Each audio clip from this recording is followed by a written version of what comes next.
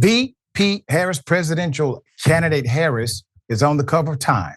Donald Trump losing his ish because he cannot stand that somebody else has political attention. But him, Ann Coulter, goes full racist. We'll start with Ann. Here it is.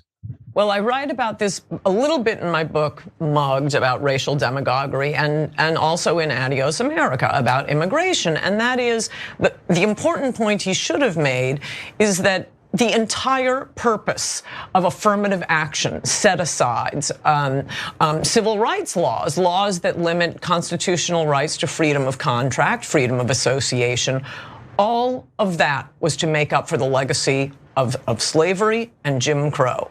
So unless these benefits are going to, roughly defined, foundational Black Americans, the descendants of American slaves, you've taken away the whole purpose of this. And that is exactly what's happened once we got this huge load of immigrants. Now, a Thai who arrived on Wednesday will get an advantage applying to college, applying to corporations over a heterosexual white male in particular. That's the biggest hate group, but any white American. And all of the civil rights laws have been, and affirmative action and so on, have been twisted into just anti-white hatred and open, egregious discrimination. So to make the point that Kamala isn't a foundational Black American. I'm always pointing out to Black people, hey, have you noticed Indians are getting all the good diversity jobs? What did we do to Indians? We didn't enslave them. I mean, most of these immigrants coming in, most are from 90% of legal immigrants are from the third world. And you're a little more racist than usual. Are you okay?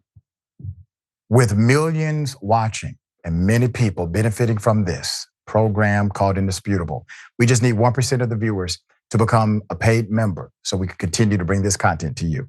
Now back to the show. MAGA, there's more. And mostly we've just run around saving them from earthquakes and tornadoes and coups and starvation. They owe us, we don't owe them.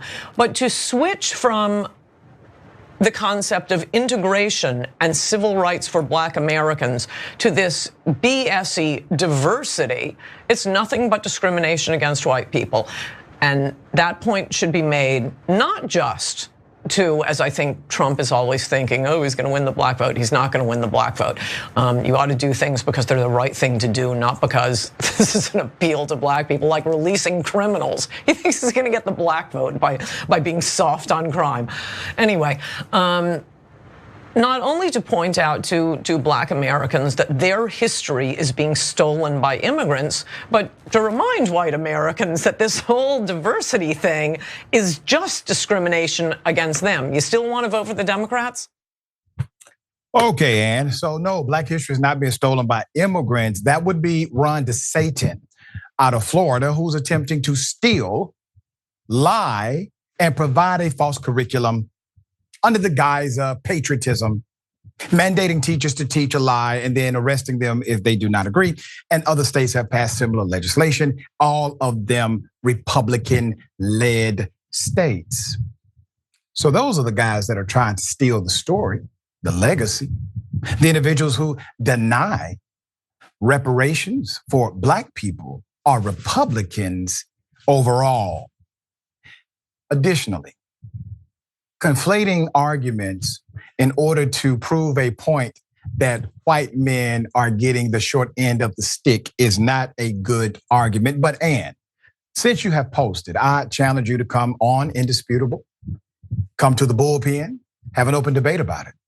I would love to hear your final points and nuances about your position and white male dominance. It's amazing to me that after all these years, white males are still afraid to compete on an equal playing field.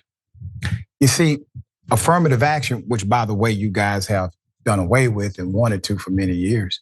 Affirmative action helped more white women than anybody else in America because it had a gender specific dynamic connected to it. So much so that contractors in places like the city of Atlanta when the city adopted, multiple cities adopted minority inclusion mandates, the white contractors would then put their white daughters as 51% owner in order to qualify under those diversity mandates, which was an affirmative action program. But you all don't like that. Now that things are becoming more equitable, all of a sudden the rules must change. All of a sudden, the policy must be done away with. There's more. Per Mediaite, the new nature of the 2024 race has merited Vice President Kamala Harris the Time magazine cover treatment, which is infuriating those on the right. With a story by Charlotte Alter, the new nature of the 2024 race has significant connection to the reintroduction of Kamala Harris, and that's one of the quotes, was published on Monday and led with a description of the scene last week in Philadelphia when Harris introduced her running mate, Minnesota Governor Tim Walz. They say he's a good guy, and I believe them. Soundtrack suggested a Beyonce concert, the light up bracelets evoked the Eras tour, and the exuberant crowd, more than 14,000 strong, lining up in the rain, resembled the early days of Barack Obama. Damn, that's a guy. I wish I could write like that. I wish I could. That's how you write a story. There's more. Inside a Philadelphia arena on August 6th, Vice President Kamala Harris was greeted with a kind of reception a Democratic presidential candidate hasn't gotten for years. Fans packed into overflow spaces, waving homemade signs made of glittering glue as drum lines roared. When Harris introduced her new running mate, Minnesota Governor Tim Walz, the cheering lasted more than a minute. Alter's story focused on the quote, the swiftest vibe shift in modern political history. I detect no lies here. She described the attitude of Democrats with Harris at the top of the ticket thusly. Democrats resigned to a grim death march towards certain defeat. As one national organizer put it, felt their gloom replaced by a jolt of hope. Alter also asked, where has this Kamala Harris been all along? ? Citing Harris's failed 2020 presidential campaign and her subdued role as Biden's number 2 after Alter, wrote that her own party underestimated her, which I do agree. Suddenly, she seems matched to the moment. A former prosecutor running against a convicted felon, a defender of abortion rights, running against the man who helped overturn Roe v. Wade, a next generation Democrat running against a 78-year-old Republican. Trump is mad as hell. He done. There's more. The story quoted several notable Democratic figures to answer questions, including Bakari Sellers, who worked on the Harris campaign in 2020. Quote, we did a disservice to her in 2020. We bubble wrapped her. Senator Cory Booker, the Democrat out of New Jersey, also told Time, quote, she has gone from being a Padawan to a Jedi Master. Cory Booker is still Cory Booker. And former President Donald Trump. Good to see some people don't change. Former President Donald Trump continued his obsession with crowd size on Sunday, claiming that photos showed an AI crowd, not a large crowd. According to his post, Kamala Harris had AI-generated crowds in Detroit at a rally. But one photographer who was in attendance confirmed to the Daily Beast that the images his camera captured were very real. And then he says, has anyone noticed, this is Trump talking, has anyone noticed that Kamala cheated at the airport? Cheated, this is not a game show, sir. You're not on The Apprentice anymore. This is called real life. There's a difference. You're losing though, still, okay. Trump posted on the Truth Social on Sunday, quote, there was nobody at the plane and she AID'd it and showed a massive crowd of so-called followers. But They didn't exist.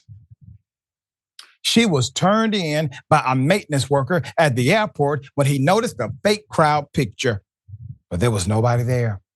Later confirmed by the reflection of the mirror, like finish on the vice presidential plane. She's a cheater.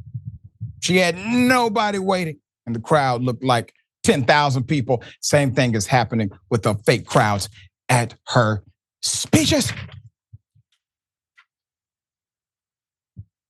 Others said the same thing because that's how cults work, okay? Breaking report, Harris campaign busted using fake crowd photo at campaign rally stop. Trump then shared another photo of the August 7th crowd from a distance that again claimed it was a fake crowd. Former President Sutton Post amplified the right-wing conspiracy, which seemingly started on Saturday, completely debunked. Manipulation, they manipulated photographs, not photographers. So here's the dynamic we face. What's really happening, okay? Donald Trump has nothing but insults. He has nothing but conspiracy theories. That's it. Why? Because he insulted his way to becoming the Republican nominee twice. He insulted his way to becoming president of the United States once. But now because you have a contrast, now because you can't talk about a Kamala Harris the way you contextualized Joe Biden. You can't talk about a VP Harris the way you messaged against, well, any Republican that opposed you. It's not working. It's not sticking. This is the ultimate, I am rubber, you are glue. Whatever you say bounces off of me and sticks to you moment for Trump. All right, Mr. Mayor, hell of a twist. Not only do I believe the author got it right in the timepiece, but you also have to capture not just the vibe of Kamala Harris, but the lack of vibe now from Donald Trump. What say you? Listen, when Donald Trump is not running against an old Joe Biden-esque candidate, he does not exist. He's a loser. He has lost 3 election cycles in a row. I'm not saying his name per se, but Donald Trump, if you look at the people he endorsed over the last couple of years, you better chance not getting endorsed by Trump if you want to win. That's right.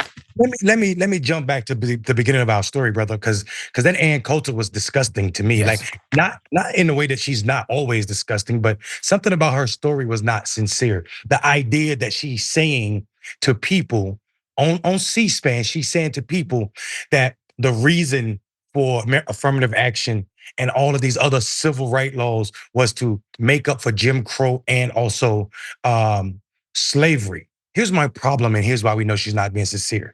People act as if this foundation American language she's trying to use is a play to bring in these brothers that call themselves ADOS, these brothers and sisters, American descendants of slavery. The problem with it is you are forgetting a major important thing. Jim Crow didn't just affect those of us who are descendant of slavery. They didn't stop and say, were your grandparents or your great-grandparents slaves? If so, then we're gonna treat you differently than we treat other black people. This is a way that people are trying to dissect and divide the black community and make us anti-immigrant. But the truth of the matter is, our problem is not immigration. Just as affirmative action benefited white people, as you said, more than it did specifically white women, more than it did any other demographic, so too does America in general. So we are not going to fall for this idea that we have an immigration problem in this country. No, we have a priority problem where America chooses what she wants as she always has. And we didn't know, and we don't know that immigration wouldn't have changed the way America looked had it not been from the 24 Exclusion Act, talking about 1924, 1943, 1955, and it wasn't until the 90s. Oh, and by the way, speaking of 1924, we don't call countries third world anymore. So she need to get off of her whiteness and come down to reality with all of the ridiculous. And yes, there's a super duper high around Kamala's announcing and coming out, not just of her vice president running mate, but there's not been a single misstep from this campaign yet. And that's something to say about presidential candidate, especially for a Democrat, because I've never seen Democrats get it this right.